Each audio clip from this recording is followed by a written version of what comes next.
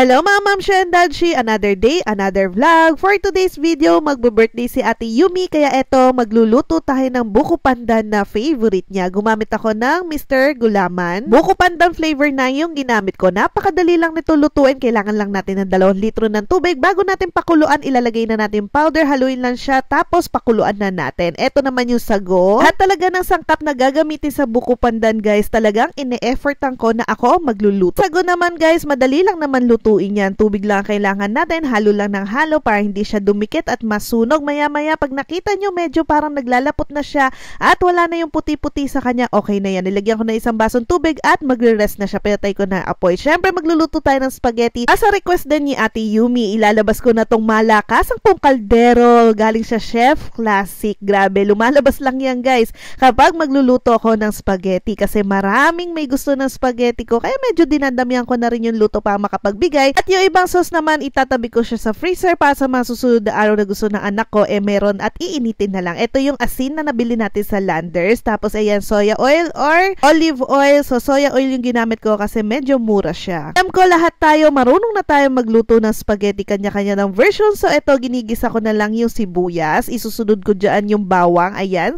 sa Lazada ko nabili kaya madali yung buhay ko sa pag-chop-chop niyang mga maliliit na bawang. Igisa-gisa lang natin yan after ilalagay ko na yung 2 kilo ng giniling na beef. Kahit nga pork or giniling na chicken, pwedeng-pwede naman yan. So, igigisa lang natin siya saglit habang hinihintay ko medyo maluto yung beef natin. Eto, naghuhugas na ako para hindi naman tambak yung ating hugasin.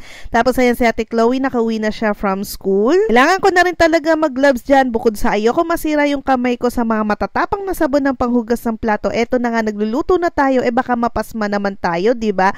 Yung init nung pagluluto, tapos maghuhugas tayo na maghugas. Naku, patay tayo dyan. Eto, binalikan ko na yung aking giniling na baka. Halu-haluin lang natin yan. Talagang gusto ko, talagang naluluto yung baka para hindi siya madaling magpanis. Tinimplan ko siya ng asin, paminta, ayan, para magkalasa na yung ating ground beef. Konting patis, halu-haluin na lang natin yan at hintayin pa natin siya mas maluto. Tapos isusunod ko na yung hotdog. Any brand ng hotdog, pwede mga mamshi. Ako yung gamit ko, Pure Foods hotdog. Tapos ayan, lulutuin na rin natin siya. Isasabay na natin sa giniling. Ito na nga at bubuksan ko na yung mga parcel na in-order ko pa nung September. Yan yung nag-promo na less 150 pesos araw-araw yung gabi-gabi kapag sa live mo siya binili. So, ang laki ng tinipid ko sa mga spaghetti sauce ng Del Monte. Nagpatulong na rin ako kay Daddy Ariel nyo para mapabilis yung pagbukas ng mga sauce na to at magagamit na natin kay Ate Yumi.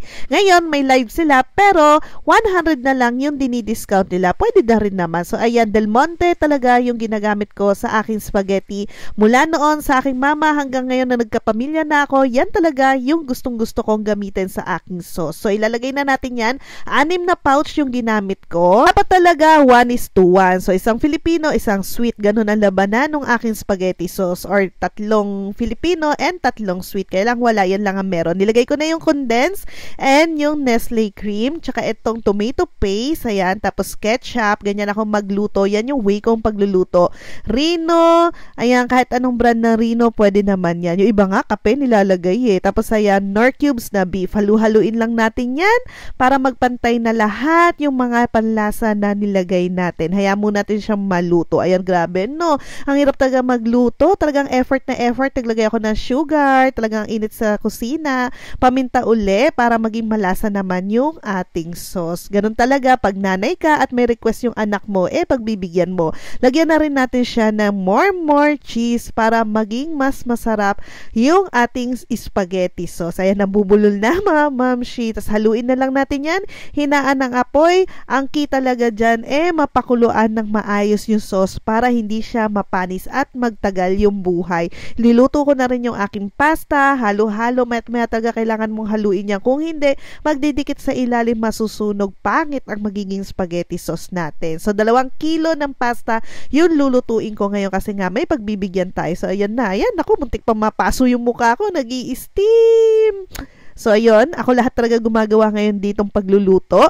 Tapos yung mga bata, ayan, nagugutom na sila, hindi na nila mahintay. Kaya ayan, pinagsandok ko na sila, pati si Daddy Ariel nyo. Kasi gutom na sila, dapat merienda yan.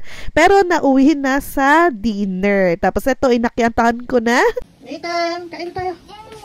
Yay, spaghetti. Yummy. Di pa masyado nagtatambay sa baba si Nathan kasi si Ate Chloe medyo may ubo-ubo pa para medyo hiwalay sila at di ubuhin kagad ano. So ito nagbabawi na ng kain si Nathan, di ba galing siya sa sakit. Ngayon lumalakas na yung kain niya and favorite niya yung spaghetti ko bukod sa Jollibee. Yan yung spaghetti lang yung kinakain niya, yung dalawang yun lang. Tapos ayan nagluto na rin ako ng fried chicken. Request din niya Ate Yumi. Ito na yung buko pandan na niluto natin, tumigas na. Ayan hiwa-hiwa na. Talagang tignan nyo, tayo-tayo na yung mga buhok ko, nakakaloka. Tapos umorder na rin ako ng 2 kahon ng Pizza Hut. So ito na, magagawa ko na yung aking buko pandan. Nilagay ko na yung sago, etong cream. 5 yata na, buksan ko or 4 pero may natira pang isa na. Sinipon pa, ano ba yan? Sumihot pa, pasensya na guys.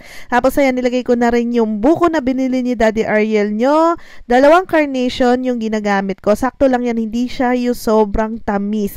So talagang tuwing gumagawa ko ng buko pandan, alam na alam ko na yung condense ko. Dapat 2 lang. So 3 Nestle cream lang yun. Nagamit ko yung isa, ibabalik ko yan para itago. Tapos ilalagay na natin tong buko pandan na flavoring. Tapos itong nata de coco. And naglalagay po ako ng kalamansi. Yes, kalamansi po. Kasi para sa akin, nalalansahan ako sa mga gatas kaya hindi ko siya makain. Pag nilagyan mo siya ng kalamansi, nawawala or napapatay niya yung lansa ng mga milk na nilagay mo dyan. At medyo tumatagal yung buhay niya sa ref. So gayahin nyo lang. Dati hindi ako makain ng mga fruit salad, yung may mga gatas na ganyan kasi nalalansahan ako. So yun yung lagyan ko siya kalamansi. Namamatay na yun lansa niya. So yan, ang sarap-sarap ng buko pandan na favorite din ng lahat. Ang hirap nga lang gawin. Ito yung purple cake na pinick up ni Daddy Ariel nyo nung umaga. So yan yung kutsura niya. Ay, nabubulol na talaga. Pasensya na. Puro pasensya na ako. Campfire yung kanyang tawag dyan sa cake na yan. So 1,080 pesos yan. Masarap yan guys. Kung hindi nyo pa natatry, itry nyo na rin kung may budget kayo. So nilabas ko na rin tong chicken. Inaayos ko na yung mesa. So yan na lahat yung kanyang handa. May chicken, spaghetti, pizza, buko pandan, ayan spaghetti. Kasi yan lang talaga yung request niyang food. Happy birthday! Ito yung mga bisita namin. Wow, happy birthday, Yumi. Wow! Thank you! What's that? Okay. Cute dito! Wow! Yakap pa, tagal mo kung diniyakap. Diniyakap mo sa akin, sanggol ka pa. Once a year lang. Tawa mo, kinain mo yung icing! O, picture na. O, gutom ka na. O, bibigyan na kita. Okay. Ang kulit talaga nitong bunso ko. Kinain niya yung icing kagad na cake at nagugutom na daw siya. Alam nyo ba, wala pa akong kain mula nung nagluto ko hanggang naggabi na. Wala pa akong breakfast or lunch, merienda. Kaya gutom na talaga ako dyan. So, yan yung aking kapatid.